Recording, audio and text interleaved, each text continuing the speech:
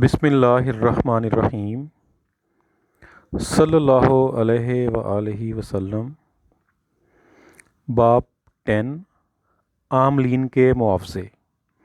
عزیز طلباء و طالبات، آج کی اس ویڈیو میں ہم عاملین کے معاوضے میں سے جو بھی ممکنہ کثیر الانتخابی سوالات اور مختصر سوالات پیپر میں پوچھے جا سکتے ہیں ان کو ڈسکس کریں گے۔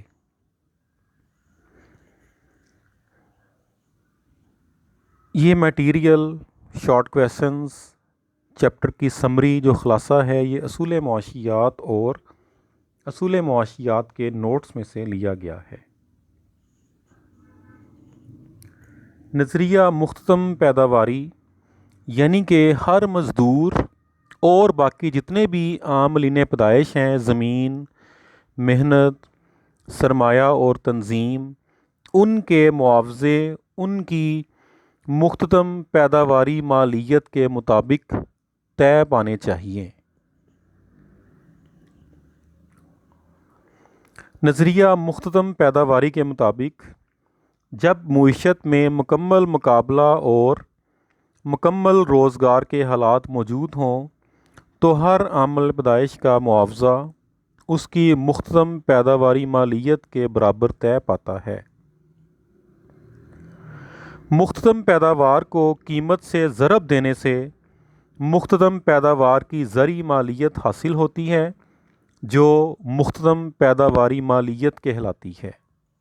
یعنی مختتم پیداواری مالیت حاصل کرنے کے لیے ہم مختتم پیداوار کو قیمت کے ساتھ ضرب دیتے ہیں۔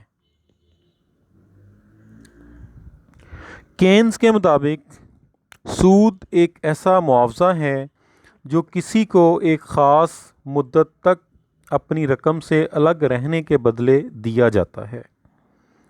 دوسرے الفاظ میں آپ کو پتہ ہے کہ جو بھی ہم کوئی رقم کسی سے ادھار لیتے ہیں اس کے اوپر جو ایکسٹرا چارجز ادا کیے جاتے ہیں اسے سود کا نام دیا جاتا ہے۔ نظریہ زر کی ترجیح سے مراد ہے کوئی بھی شخص اپنا معاوضہ صرف اور صرف روپے، پیسے یا زر کی صورت میں ہی وصول کرنے کو ترجیح دیتا ہے۔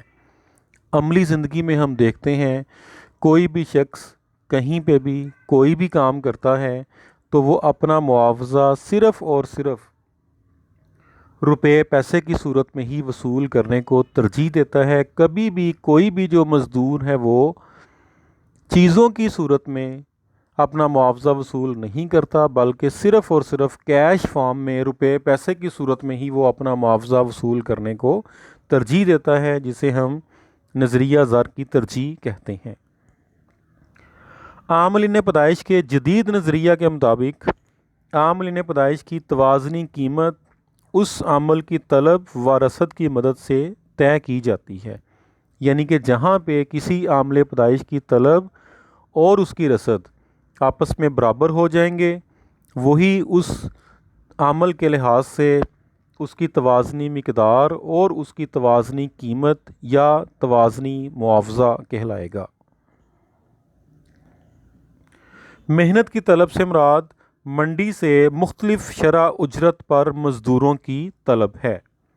یعنی کہ لیبر مارکیٹ میں سے کسی خاص شرح اجرت پر مزدوروں کی جو ڈیمانڈ کی جاتی ہے اسے ہم محنت کی طلب کہتے ہیں۔ جیسے اشیاء کی منڈی میں سے کسی قیمت پہ چیزوں کو خریدا جاتا ہے، بالکل اسی طرح سے محنت کی منڈی میں سے کسی خاص شرح اجرت پہ مزدوروں کی طلب کی جاتی ہے۔ مختلف شرح اجرت پر مزدوروں کا خود کو کام کرنے کے لیے پیش کرنا محنت کی رسد کہلاتا ہے۔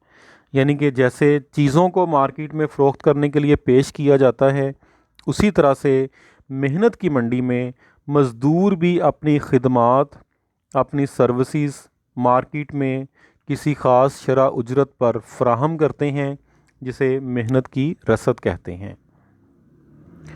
جس شرح اجرت پر محنت کی طلب اور محنت کی رسد ایک دوسرے کو قطع کرتے ہیں اسے توازنی اجرت کہتے ہیں۔ جی، जैसे तवाज़नी कीमत की हमने बात की थी पहले, उसी तरह से तवाज़नी उजरत का तसव्वुर है वो उजरत के जिस उजरत पर मेहनत की तलब और मेहनत की रसद दोनों आपस में एक दूसरे के बराबर होते हैं। एक मज़दूर को जो मुआवज़ा मालिक की तरफ से दिया जाता है उसे ज़री उजरत कहा जाता है। ज़री उजरत में सिर्फ़ और सिर्फ मज़दूर का मुआवज़ा ज़र की सूरत में ही अदा किया जाता है, यानी कि कोई भी शख्स है अपना योमिया, अपना मुआवज़ा जो अपने मालिक से काम करने के इव्ज़ वसूल करता है रुपए पैसे की सूरत में, कैश फॉर्म में, उसे हम ज़री उजरत का नाम देते हैं।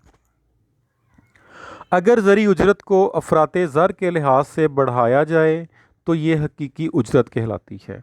हकीकी उजरत की सूरत में मालिक की तरफ से मज़दूर को ज़री उजरत और उसके साथ दीगर सहूलियात भी फ़राहम की जाती हैं।